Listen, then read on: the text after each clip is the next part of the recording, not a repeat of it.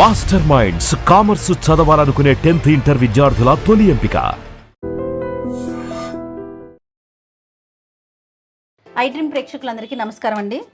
ఏంటి బేషన్లో ఏదో పట్టుకొని రమగారు జయ ఎక్కడికో తయారయ్యారు అనుకుంటున్నారా? ఏం కాదండి, సమ్మర్ స్పెషల్స్ చూపించబోతున్నాం.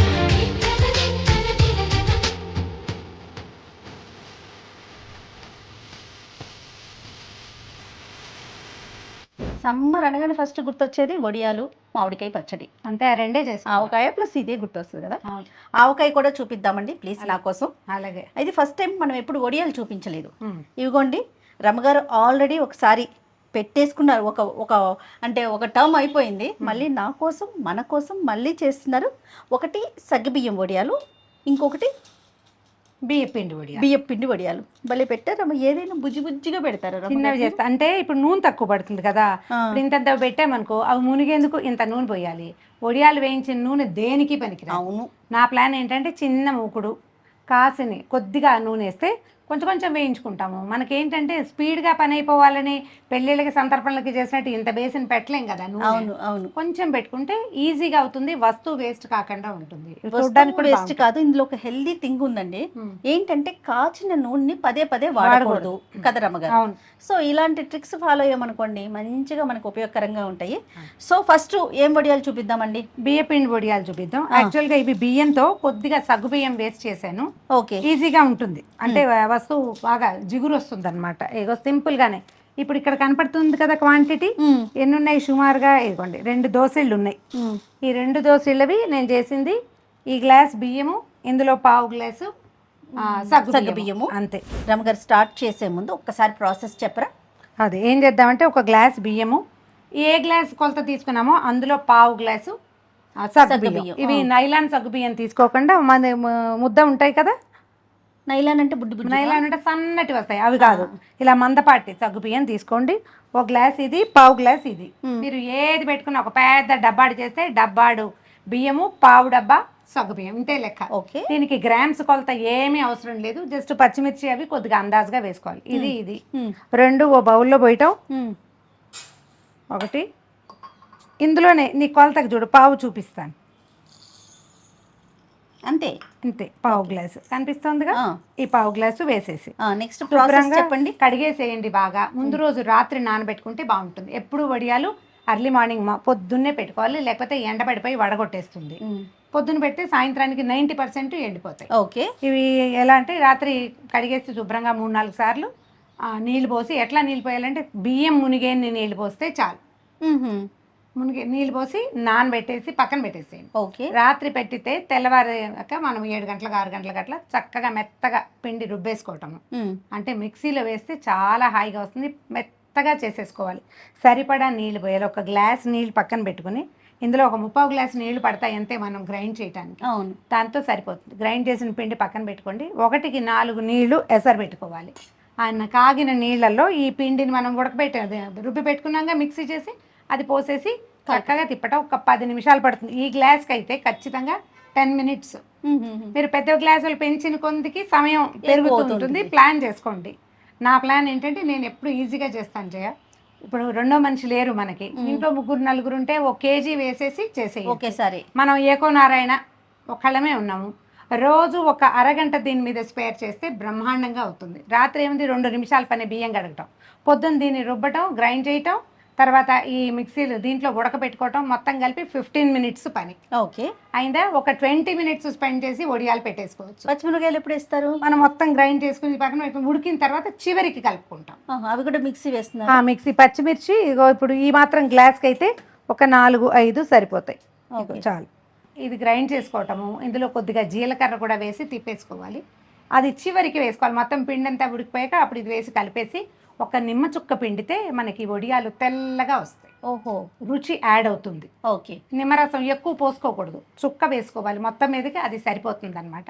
తర్వాత కొంచెం చల్లారనిచ్చి వడియాలు పెట్టేసుకోవటమే. పెట్టేటప్పుడు ఎలాగో చూస్తారు కదా, నేను ఏ ఈజీ మెథడ్ చేస్తున్నానో చూద్దురు కదా. రైట్. ఎప్పుడు ఇంత వస్తువు చేయొద్దు. ఏ కొత్తగా చేసేదైనా ఇగో ఇంతే, చిన్న గ్లాస్తో స్టార్ట్ చేయండి. ఈ చిన్న గ్లాస్ అయితే వస్తువు చెడినా మీకు బాధ ఉండదు, శ్రమ తక్కువగా ఉంటుంది. అయిపోయిన తర్వాత చూడండి దీన్ని చూసేసరికి మనకి ఎంత సంతోషం ఎంత వస్తుంది. సంతోషం. ఏముంది ఒకసారి సక్సెస్ అయ్యామనుకో ఏం చిన్న చిన్న మార్పులు చేయాలో తెలుసుకుంటాం కదా. ఉప్పు తక్కువైందా, కారం ఎక్కువైందా, ఉడికి ఇంకా కావాలా, మనకు అర్థమవుతుంది. అప్పుడు 2వ రోజు 3వ రోజు ఒక 4-5 రోజులు పని చేస్తే సంవత్సరం అంతా మీకు వడియాలు. ఆల్టర్నేటివ్ డేస్ పెట్టుకున్నాం అనుకోండి, ఇవాళ వేస్తాము, రేపటికి బాగా ఎండిపోతాయి, మళ్ళీ ఎల్లుండి పెట్టుకుంటే అంతే ఒక 2-3 కిలోలు అయిపోతాయి, ఈజీగా అవుతాయి. చక్కగా మనం సంవత్సరం అంతా శీతాకాలం వర్షాకాలం తినడానికి హాయిగా ఉంటాయి. రైట్, స్టార్ట్ చేసేద్దాం రమ్మగారు. ఓకే, ఇగో చూడు పప్పు పోసేసాం కదా, బియ్యము సగ్గు బియ్యం వీటిని కడిగేసి నానబెట్టుకుందాం.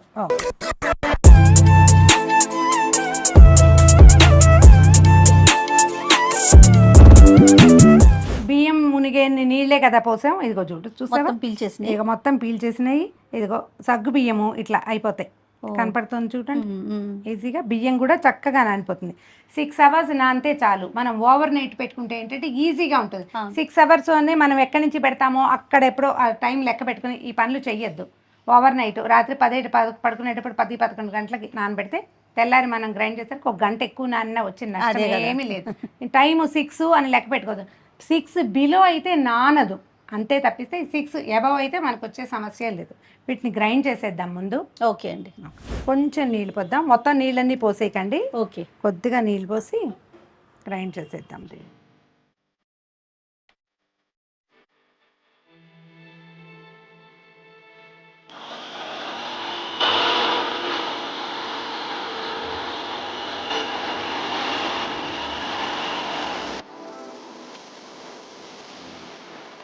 ఇంత లూజ్ ఉండాలండి? లూజ్ ఉంటే ఇది మనం నీటిలో పోస్తాంగా. ఏం చేద్దాం, దీన్ని కడిగేసి హార్డ్లీ ఈ గ్లాస్తో ఒక 1/2 గ్లాస్ నీళ్ళు పడతాయి, అంతకంటే అవసరం లేదు.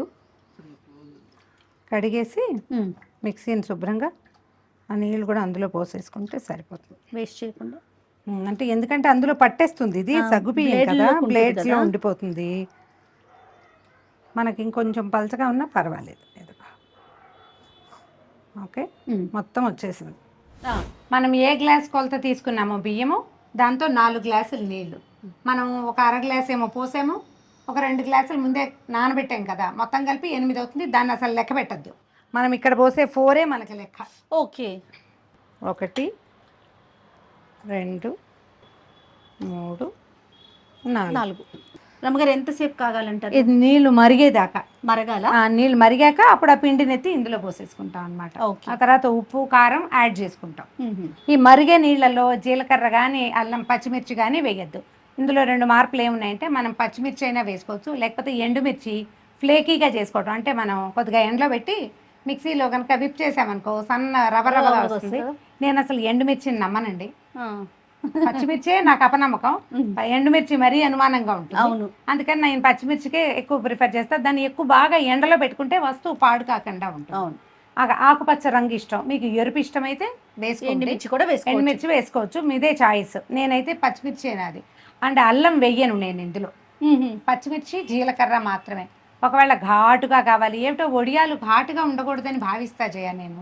పిల్లలు చిన్న పిల్లలు ఉంటారా, కబుక్కని 2 ఎత్తి నోట్లో వేసుకుంటే గొట్టొచ్చి ముక్కులోకి వెళ్ళిపోయి ఈ గోలంతా. తేన్పులు వచ్చినా కూడా అల్లం ఉంటే అలా అనిపిస్తుంది రమ్మగారు. ఏదున్నా అసలు వడియమే తేన్పొచ్చే రకం. అవును, అందులో మరి అల్లాలు కూడా వేస్తే కొంచెం ఎక్కువ అవుతుంది, చాయిస్ మీదే. కావాలంటే అల్లము పచ్చిమిర్చి కొత్తిమీర కరివేపాకు కూడా వేసుకోవచ్చు. నీళ్ళు కాగుతున్నాయి కదా, నేను మరిగాక సరిపడా ఉప్పు వేసుకోండి. వడియాల్లో ఒక్క చూపు వాసి ఉప్పు తక్కువే వేయాలి. అవును, ఎక్కువ వేసుకుంటే మన నూనెలో వేయగానే పైకి వచ్చేస్తుంది, మొత్తం అంతా ఉప్పగా అయిపోతాయి. తర్వాత మనం రుచి సెటిల్ చేసుకోవచ్చు, చూసుకొని అడ్జస్ట్ చేసుకోవచ్చు. కాస్త తక్కువైనా పర్వాలేదు రమ్మగారు. తక్కువైనా పర్వాలేదు. నీళ్ళు మరుగుతున్నాయి కదా, ఈ పిండిని పోసేద్దాం ఇందులో. దీనికి ఏంటంటే గరిట వదలకూడదు, అంతే.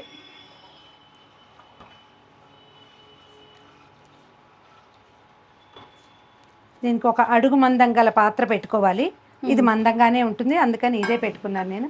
కుక్కర్ లాంటివి పెట్టుకోవచ్చు.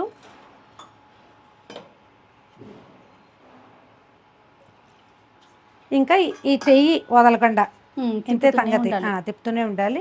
ఒక 5-6 నిమిషాలు కనుక తిప్పితే మీరు దెబ్బలాడించద్దు. నేనేంటంటే కెమెరాకి బాగా కనపడడానికి ఓపెన్ మౌత్ పెట్టాను, ఇందులోనే చేసేస్తా ఎప్పుడు కూడా.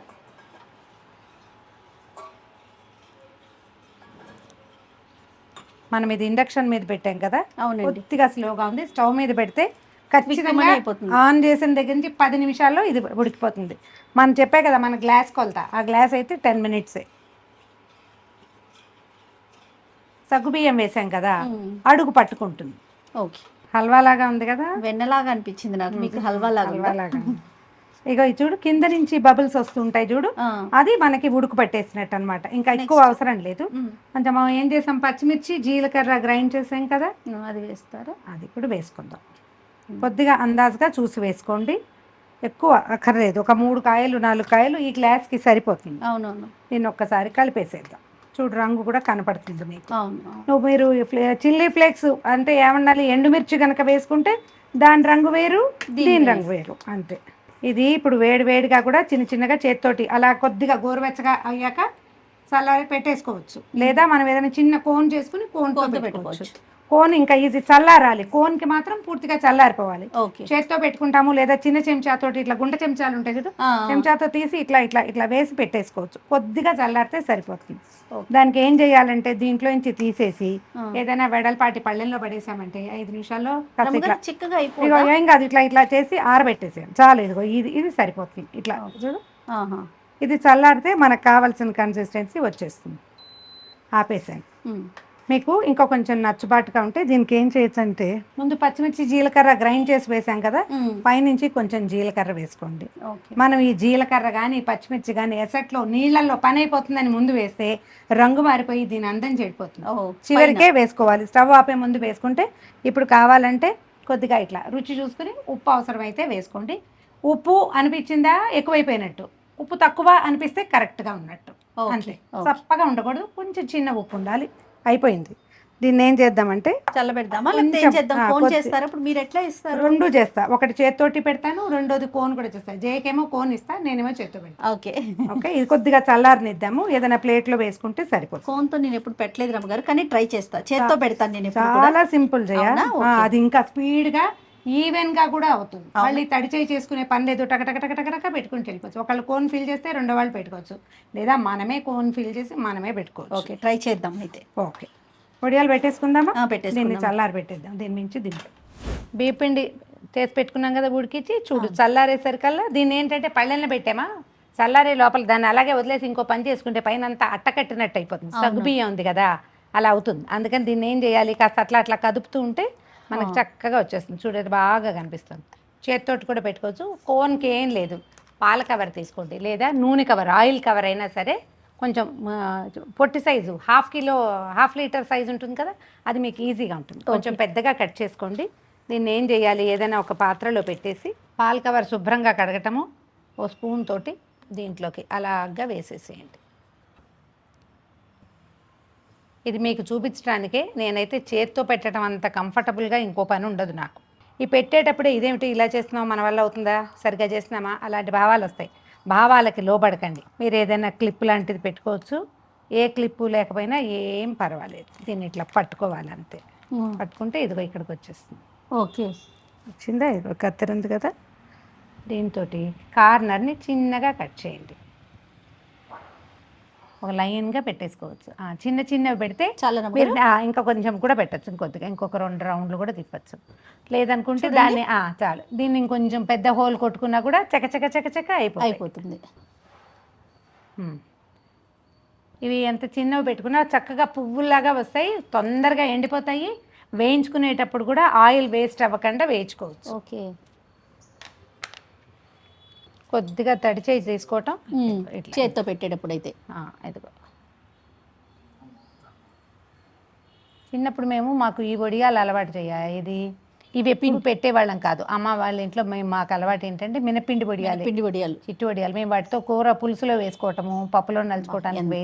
నోరమ్మగారు అవి మాత్రం అవును చేత్తో పెట్టాలి, ఎండిపోయి ఎండిపోయి చెయ్యి మంట పుట్టేది.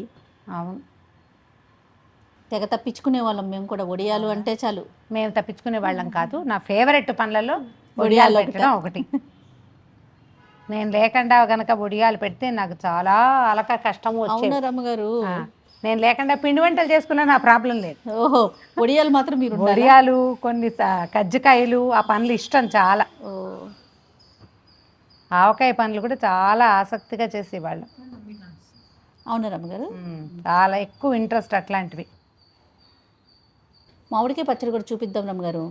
అలాగే నేను ఏదన్నా ఒక తోటలో చేయాలని నాకు కోరికగా ఉంది, కానీ ఎండలకి భయం వేస్తుంది. మనం బయటికి వెళ్ళి ఎండలో కూర్చొని, ప్లస్ ఏమవుతుందంటే ఇవి మనం ఇంట్లో చేసుకుంటే ఏది ఎక్కడ ఎట్లా చేయాలో అలా క్లియర్గా చూపించగలుగుతాం.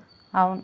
స్టూడియోలో అవుట్డోర్ షూట్లో అనేసరికి కొన్ని విషయాలు కాంప్రమైజ్ కావాల్సి ఉంటుంది. అవును కదా. అన్నీ మనం తీసుకెళ్ళలేము, చేయటానికి కొంచెం కష్టమేటిక్ అవుతుంది. కానీ అట్లా ఒక మామిడికాయ తోటలో కూర్చొని అక్కడే మామిడికాయలు తీసుకొని చేస్తే బాగుంటుంది అనేది ఒక ఫీల్ ఉంది. మీరేమంటారు?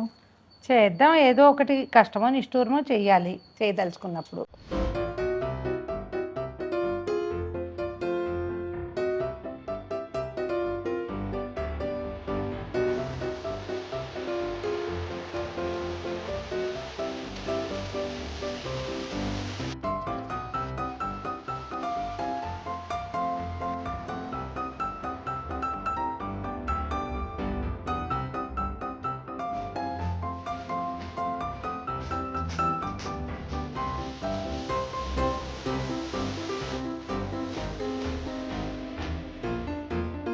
ఇదిగోండి రమ్మగారు నాకు చక్కగా కోన్ చేసి ఇచ్చారు. టపా టపా. రమ్మగారు కూడా కోనే చేసుకున్నారు. మీరు కూడా కోన్ పెట్టుకున్నారు. నువ్వు చూడలేదు, బిజీగా ఉన్నావు పెట్టడంలో. బాగుంది రమ్మగారు, సరదాగా ఉంది. సరదాగా హాయిగా పెట్టేసుకోవచ్చు. అవును. ట్రై చేసి చూడండి. ఈజీగా సింపుల్గా చిన్న క్వాంటిటీస్తో చేసుకోండి, చాలా సులువుగా అయిపోతుంది. వేయించాక మళ్ళీ ఒకసారి చూపిస్తాను. ఎస్, ఇంట్లో ఉన్న పిల్లల్ని పెద్దల్ని అందరిని ఇన్వాల్వ్ చేయండి. కూర్చోబెట్టి తలా ఒక కోను ఇస్తే వాళ్ళు హాయిగా పెట్టేసుకుంటారు. నీళ్ళలో పెట్టుకోండి, తర్వాత ఎండలో ఆరబెట్టుకోండి. రైట్. ఇంకా ఈ వీడియో కనుక మీకు నచ్చినట్లయితే డెఫినెట్గా షేర్ చేయండి.